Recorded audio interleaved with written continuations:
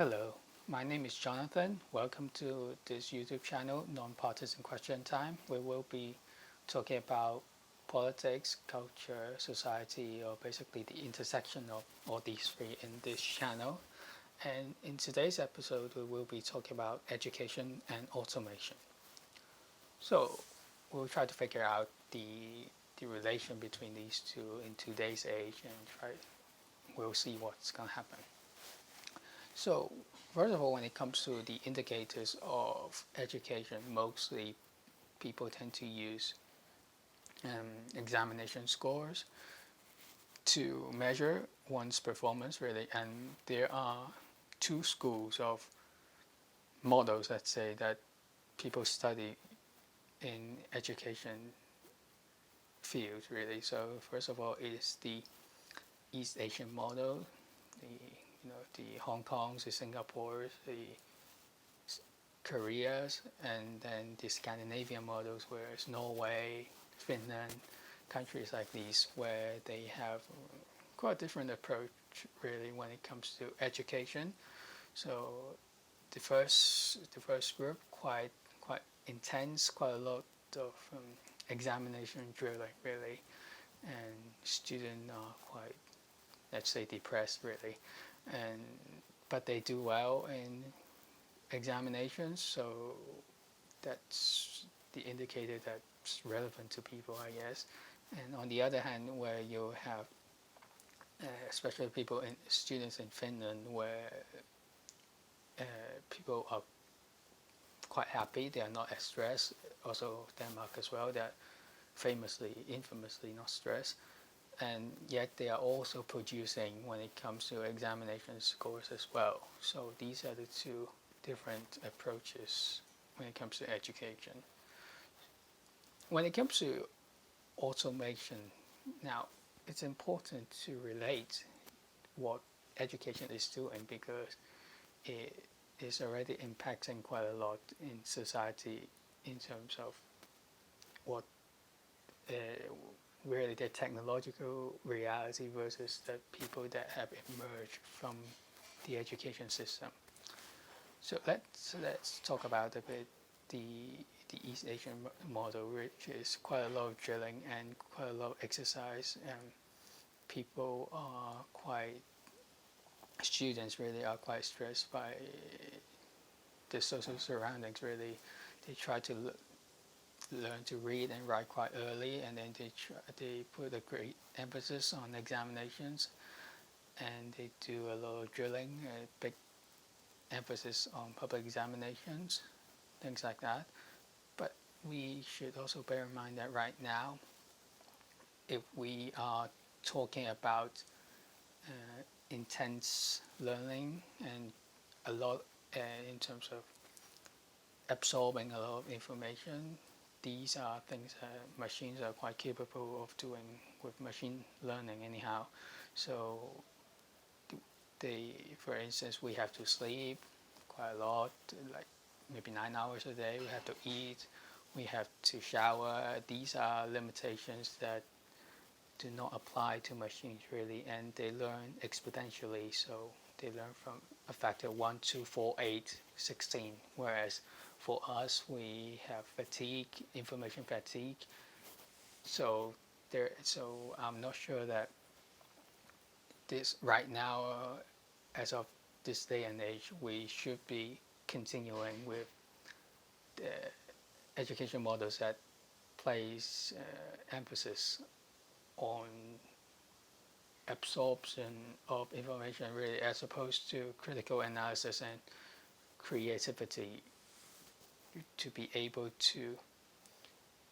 But the problem is, the crux of the issue is that really, if you want to reshape the education system, you probably need to have a good understanding of what the machines are capable of doing right now.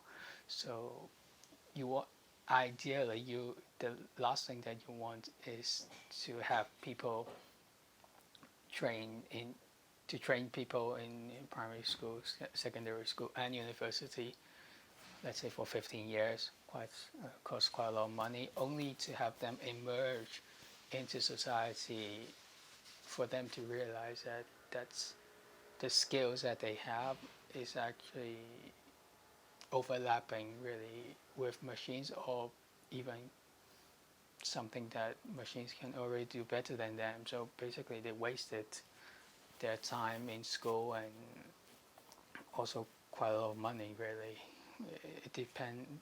Depending on different education systems, of course, but this is something that is worth thinking about, because even right now, not taking into account of potential changes uh, to keep up with the advance in technology, there is already quite a lot of misplacements really when it comes to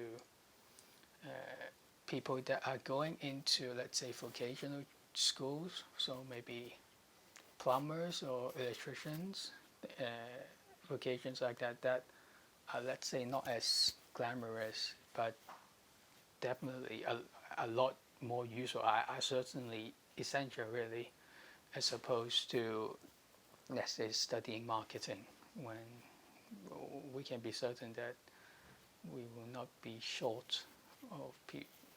Like, they will be oversupplied when it comes to these type of degrees, whereas we don't have enough people going into those essential jobs really. So it's also got something to do with the societal environment, where these, let's say, these essential jobs, somehow they're not given as much glamour, let's say, and people don't, they don't, people work in these fields, they don't get enough respect really, and instead people, parents would much prefer children to become, to go into university, to, at least because that's somehow uh, it's being it's been considered as, you know, a step up the social ladder, when the in 2020 the social reality is already quite different comparing to, say,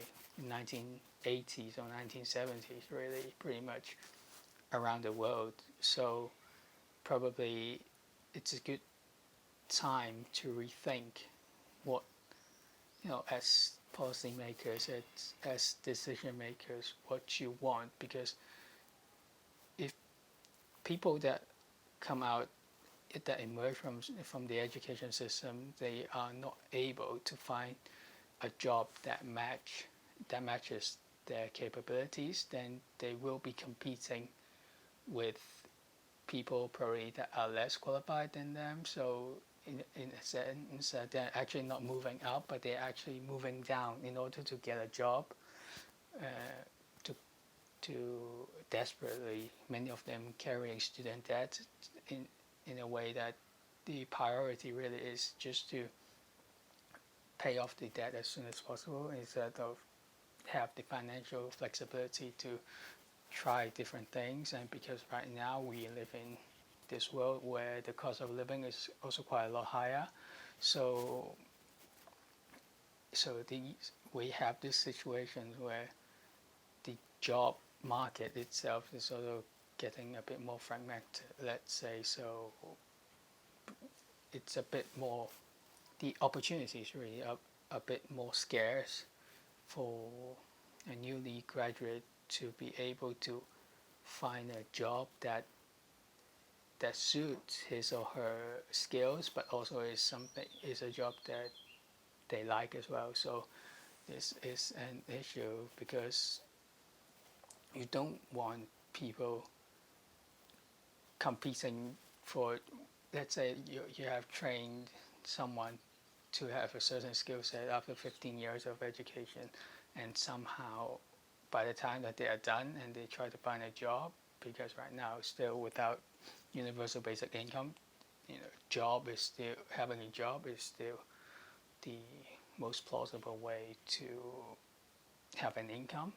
So right now it seems to me that there is this mismatch really, when it comes to what the education system is providing versus really the social reality create obviously augmented by the technological advances has made. So I guess it's time to have a bit of rethink when it comes to the objectives we want in an education system, whether we will be able to alter the system in order for it to match the current social reality, as opposed to just really not doing anything.